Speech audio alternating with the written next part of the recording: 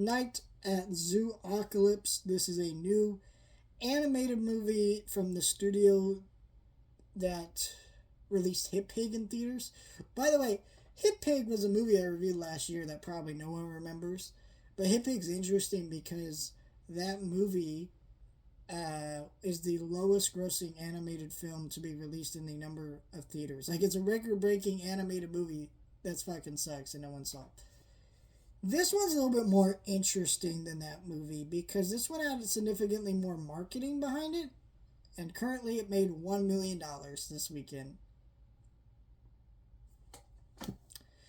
But it's an interesting movie because this movie, as I was watching it, I was like, why does the horror imagery and horror elements of this movie really work? Like, not to the point where I would say this is a good movie, because it's not. But to the point I was genuinely impressed by some of the horror imagery and some of the way things are shot. I felt like there was someone involved with this project who really understood horror. Then you read that Clive Barker, yes, that Clive Barker, Pinhead, Hellraiser, Candyman dude, helped create this. And that's fucking crazy. So this terrible, very mediocre kids movie, I wouldn't even say terrible, it's just very mediocre, but kids movie has a horror legend working on it, who actually does some really clever things with this movie, but overall it doesn't mean anything because it's mediocre. Isn't that crazy?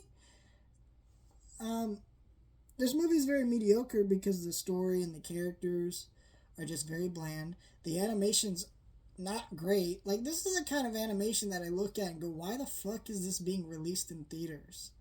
Because it's not making any real money. It's just coming out in theaters for what reason?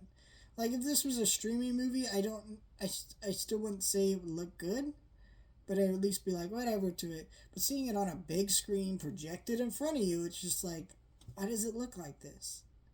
Why is this in theaters? And everything's so basic and generic, that's kind of crazy.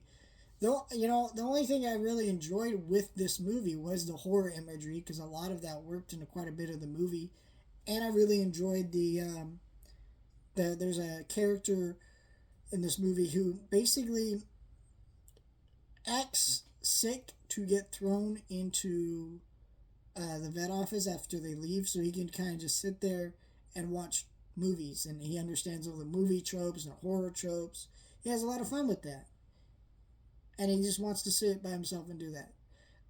Things like that show that there's a side of this movie that if a better company that makes better movies had been involved with this, or people clearly understood how to really make animation that was a lot stronger, really could make this movie work and be something really great. I don't want to hate on this movie, right? Because I'm sure that this isn't how the people who made it wanted this movie to look or whatever. But at the same time, it is kind of what even is this movie? I don't know. Let me hear your thoughts. Like, share, and subscribe.